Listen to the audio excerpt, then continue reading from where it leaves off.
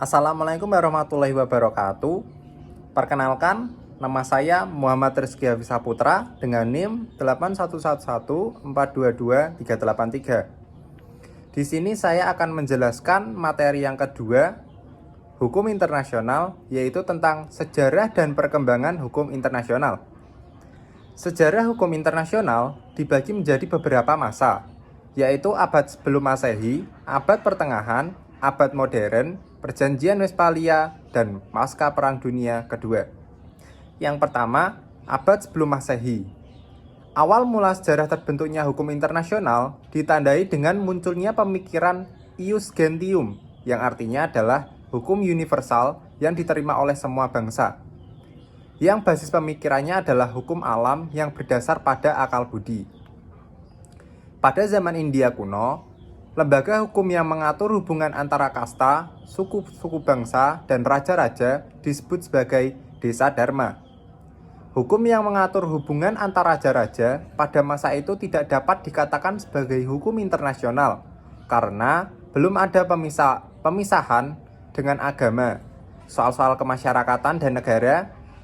Namun, tulisan-tulisan pada waktu itu sudah ada menunjukkan ketentuan-ketentuan yang mengatur hubungan antar raja atau kerajaan, seperti ketentuan yang mengatur kedudukan utusan raja dan hak istimewa utusan raja, perjanjian dengan kerajaan lain, serta ketentuan perang dan cara berperang.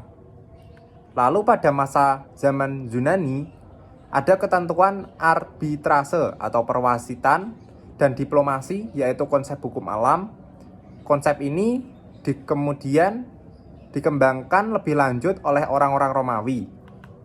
Lalu pada zaman Romawi, ada ius gentium atau kaidah dan asas hukum yang mengatur hubungan antara orang-orang Romawi dengan orang bukan Romawi dan antara orang bukan Romawi satu sama lain. Pada masa kekuasaan Romawi, hukum internasional tidak mengalami perkembangan. Hal ini disebabkan karena adanya Imperium Romawi Suci atau Holy Roman Empire yang tidak memungkinkan timbul suatu bangsa merdeka yang berdiri sendiri, serta adanya struktur masyarakat Eropa Barat yang bersifat feodal yang melekat pada hierarki otoritas yang menghambat munculnya negara-negara merdeka. Oleh kebenaran itu, tidak diperlukan hukum yang mengatur hubungan antar bangsa-bangsa. Selanjutnya, pada abad pertengahan. Pada masa abad pertengahan atau biasa disebut sebagai The Dark Age atau masa kegelapan, hukum alam mengalami kemajuan melalui transformasi di bawah gereja. Peran keagamaan mendominasi sektor-sektor sekuler. Sistem kemasyarakatan di Eropa pada waktu itu terdiri dari beberapa negara yang berdaulat dan bersifat feodal dan tahta suci. Namun pada abad pertengahan, sekitar 500 Masehi sampai 1453 Masehi, ius gentium berubah menjadi ius communa atau European law yang didasarkan pada prinsip ajaran Kristen, hukum kanonik, dan hukum kebiasaan Perancis. Dunia barat dikuasai sistem feodal kaisar, sedangkan gereja berpuncak pada paus sebagai kepala gereja Katolik. Meskipun pada abad pertengahan hukum internasional tidak mengalami perkembangan sebagai akibat besarnya pengaruh ajaran gereja, tetapi negara-negara yang berada di luar jangkauan gereja seperti Inggris, Perancis, Venesia, Swedia, Portugal, benih-benih perkembangan hukum internasional mulai bermunculan. Traktat-traktat yang dibuat oleh negara lebih bersifat mengatur peperangan, perdamaian, genjatan senjata, dan persekutuan-persekutuan. Masyarakat Eropa inilah sebagai pewaris Romawi dan Yunani. Selain Eropa Barat, masih terdapat dua masyarakat besar, yaitu Kekaisaran Bizantium dan dunia Islam. Pada akhir abad pertengahan ini, hukum internasional digunakan dalam isu-isu politik, pertahanan, dan militer. Negara tidak dapat bertindak seenak hatinya, dan ius intergentes atau hukum bangsa-bangsa diberlakukan bukan saja bagi bangsa Eropa tetapi juga bagi semua umat manusia. Lalu pada zaman modern atau abad modern, hukum internasional mengalami sekularisasi pada abad modern hukum internasional yang semula berbasis pada ius commune atau European law bergeser menjadi berbasis pada akal perjanjian dan kebiasaan.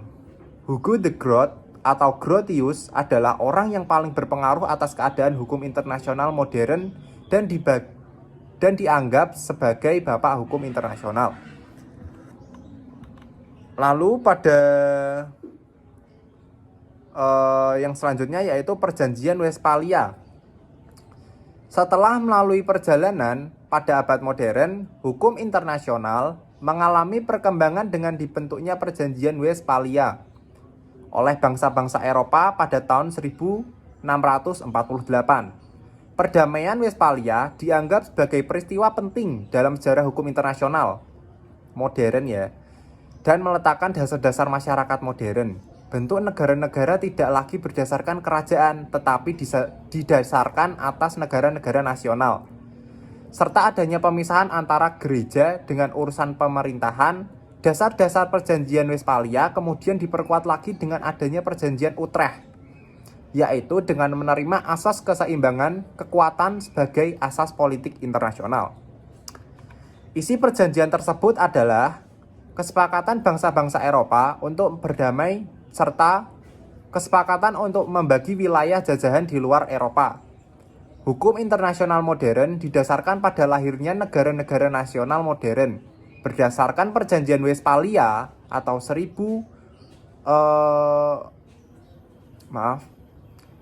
berdasar Perjanjian Westphalia pada 1647 yang mengakhiri perang 30 tahun atau The 30 Years' War di Eropa, Westphalia merupakan dasar masyarakat internasional modern yang didasarkan pada negara-negara nasional karena telah mengarahkan perubahan dalam peta bumi politik. Mengakhiri Kaisar Romawi yang suci atau The Holy Roman Emperor. Negara modern dilepaskan dari hubungan kegiatan kerajaan. Kemerdekaan Netherlands, Swiss, dan negeri-negeri kecil di Jerman diakui dalam perjanjian tersebut. Jadi, Westphalia telah meletakkan dasar masyarakat internasional mengenai bentuknya dan mengenai hakikatnya.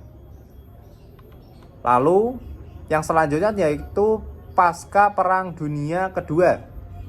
Hukum internasional mengalami perkembangan sangat pesat yang ditandai dengan dibentuknya PBB dan beberapa organisasi internasional, serta diikuti dengan lahirnya negara-negara baru di dunia. Organisasi internasional seperti World Bank yang terletak di Washington DC, Amerika Serikat, PBB yang terletak di New York, WTO yang terletak di Jenewa, Swiss, IMF yang terletak di Washington DC, Uni Eropa yang terletak di benua Eropa, ASEAN yang terletak di benua Asia, dan lain-lain. Perkembangan hukum internasional pasca Perang Dunia Kedua juga diikuti dengan munculnya beberapa perjanjian internasional. Perjanjian internasional seperti ICCPR, ICESGR, AFTSA, GATT, GATS, dan TRIPS. Indonesia dan hukum internasional. Pada era Orde Lama, di awal kemerdekaan atau masa Orde Lama ini, sikap Indonesia cenderung tidak bersahabat dengan hukum internasional. Kecurigaan bahwa hukum internasional merupakan produk hukum ciptaan Barat yang merupakan alat legitimasi kepentingan Barat terhadap negara-negara bekas jajahan sangatlah terasa. Sikap Indonesia terhadap hukum internasional yang dianggap sebagai hukum internasional kolonial menunjukkan adanya sentimen nasionalisme, resistensi, dan perlawanan. Sikap Indonesia hukum internasional yaitu nasionalisasi aset perusahaan asing, memutuskan KMB, deklarasi Juanda, keluar dari PBB.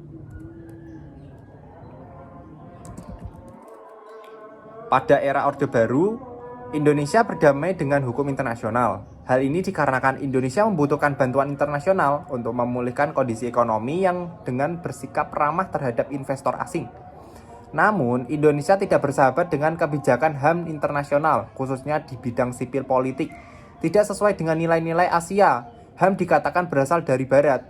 yang bersikap individualisme, sedangkan masyarakat Asia berdasarkan kekeluargaan dan gotong royong. Sikap Indonesia pada hukum internasional pada era Orde Baru ini terbuka terhadap investasi asing, meratifikasi ICSID, banyak mendatangani BIT, dan tidak menyepakati HAM internasional. Pada pasca reformasi, dibandingkan dengan dua era sebelumnya, di era reformasi 1998 sampai sekarang, sikap Indonesia terhadap hukum internasional jauh lebih bersahabat.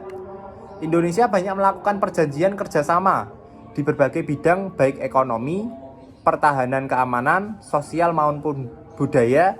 Di era reformasi satu sisi ini, Indonesia banyak memanfaatkan hukum internasional untuk kepentingannya. Namun demikian, di sisi lain ditemukan catatan penting terkait kegagalan Indonesia memanfaatkan hukum internasional terhadap masyarakat internasional untuk kepentingannya. Meskipun sudah lebih baik dari dua periode sebelumnya, namun sesungguhnya perhatian terhadap hukum internasional masih jauh dari yang diharapkan.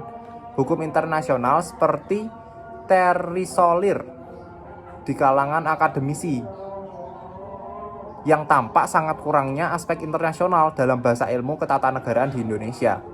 Sebaliknya juga lemahnya pembahasan aspek konstitusional dan hukum internasional. Hal ini menyebabkan agak sulit untuk menganalisis dan menyimpulkan pertanyaan-pertanyaan klasik seperti bagaimana kedudukan hukum internasional dalam sistem hukum nasional Indonesia. Juga apakah Indonesia menganut monisme atau dualisme dalam menerapkan hukum internasional ke dalam hukum nasionalnya. Sekian penjelasan dari saya. Apabila ada kesalahan mohon dimaafkan. Wassalamualaikum warahmatullahi wabarakatuh.